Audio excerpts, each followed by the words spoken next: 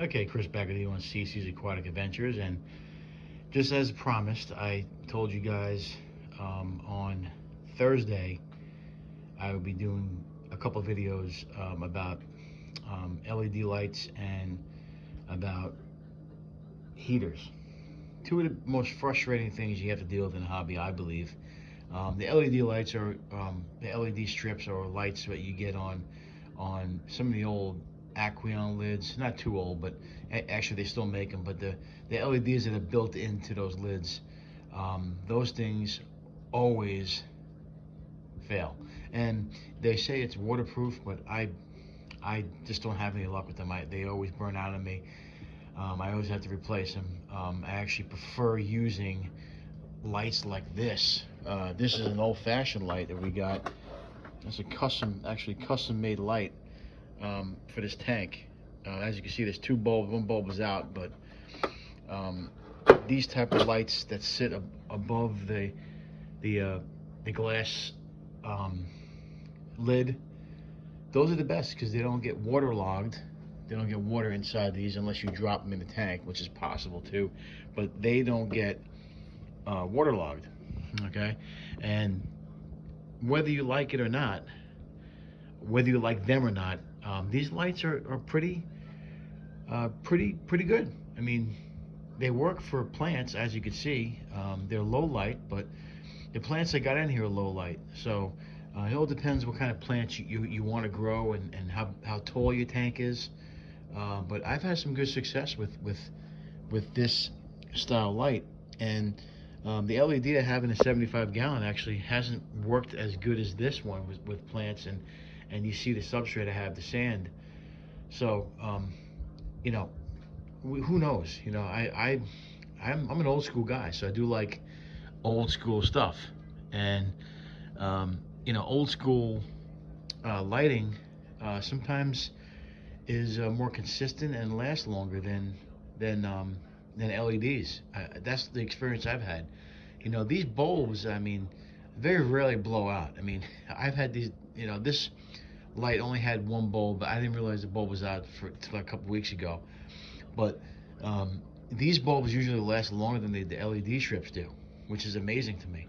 But anyway, as usual, I wanted to fix it, and I DIY'd some LEDs, and I want to show you what I did and tell you what I got. So this is the strip right here. I actually laid it out for you.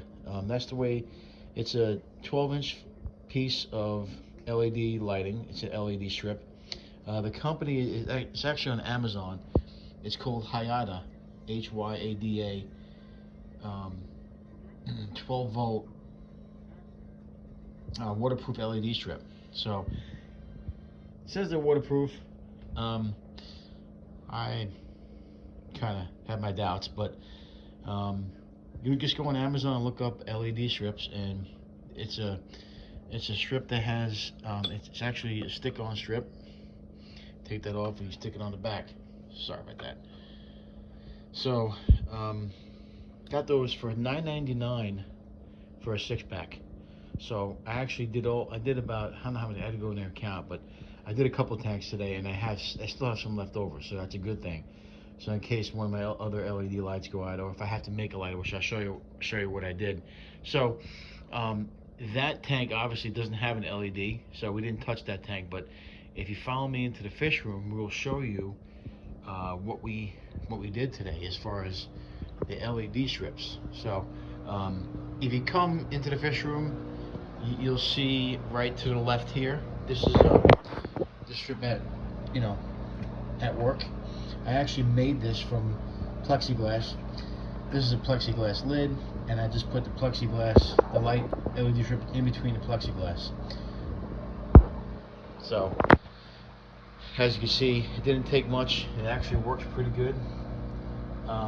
Better than those touch lights that I had in here, the click-on lights, which I call them. They just don't work as well as LEDs. But you can see, I use electrical tape. I wired it together. I took out the old LEDs. Well, this one actually I just added to an old plug I had. So, you know, it's a positive, negative. As long as you know how how to hook up electric. You hook up positive, hook up negative, and then just plug it in. You just gotta splice it. There's wire nuts you can use, but I prefer to use electrical tape and some other type of tape, whatever you have. I like to use tie-back tape too. So that's the 5-gallon one. Now I went over here and did the 20-gallon.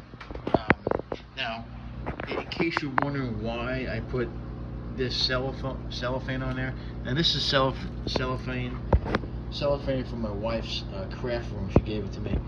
I wanted to put this over here just to protect the electricity, and I want to build up some time with these stick-ons on the back of this lid. So I'm going to keep this on there for a little bit. I'm not going to keep it on there for good, but as you can see, I put 2 LED strips in there, and it looks pretty bright. Okay, hold on one second. Let me get this other half here, because I only have one hand. But as you can see, I did tape the top of it, but we're going to take that off eventually. For right now, we're going to leave it the way it is, because, like I said, the condensation, I didn't want the strips to fall off right away, and plus I may leave it on there for a little bit, so when they do get loose, they don't fall into the water, which is always a possibility. But you know, if they fall into the water, they'll probably, you know, die anyway. But anyway, that's why I put that cellophane on there, just to protect the wires from getting wet. And you know, you just gotta be careful. I don't want to put these in the water, so I just covered it for now. So that's the 20-gallon one. You can see the difference. And then the 10-gallon, this is the quarantine tank. I don't know if you guys remember, but same thing. You know, I actually put 2 on here. As you can see, it gets kind of wet once you dump it into the water, but I tried to do that. But we're gonna leave it like that for the way it is for now. But yeah, you can see the difference in the lighting. So that's the third tank we did. We come over to these tanks here. Now this is the 5-gallon, where I have the shrimp and the pencil fish. You can see I don't have to use this light anymore, but I still use it if I need it. If I need to really look at the fish. This one here broke, so I don't have any. It's a battery operated one. I think it broke here, so that one we're not going to use anymore. But we can still use this if I need to get more lights, but I don't use it as much. That's the 15-gallon high. I think it looks really good. So that's 5 tanks, and I guess what we did. 1, 2, 3, 4, 5 today, and I have extras now. I think those are only 5 tanks that have LEDs on them. So, but it looks like every light now every tank that has a light or has LEDs are fixed now. So yeah, so very easy to do. Just make sure you wire it correctly, and I always wire it and I check it, plug it in. I always make sure I plug it in on one of my plugs that have a circuit breaker on the plug, so I could easily just turn it off, or if it blows, it just blow the circuit inside the plug. So that's what I did. I think it looks great, honestly. Take a look again. 5-gallon. This is the old lid I had on there, and yeah. So and this tank here, you can tell. Like I said, this is the one with the LED, and I'm having some issues with that plant there. You can see the dead leaves. Some of the plants are coming back okay, but you know, if I use maybe this old light here, maybe I get better growth. I don't know. I'm not too sold on LED lights. You can see this tank looking great. We're actually going to go to the fish store tomorrow and see if we can find any more plants. But I'm going to treat this with some Easy Green. I also have some issues with the heater on this tank. And I'll get to that video in a little bit. But yeah, we had some issues with the heater in this tank, and that's probably one of the reasons why we had some issues. But anyway, that's the DIY project for today. As you can see, come back and look again. You know, I think for the most part on the bigger tanks or the taller tanks, this is a 20-gallon high. That one you probably need to use 2. I even use 2 in a 10-gallon. 5 works. 1 works in a 5. You know, I think this one's more bright because it's inside the plexiglass, because that one looks a little dark, but that's because we also have it a black lid. And like I said, I could always use this light, but I want to turn that off. I don't use it as much.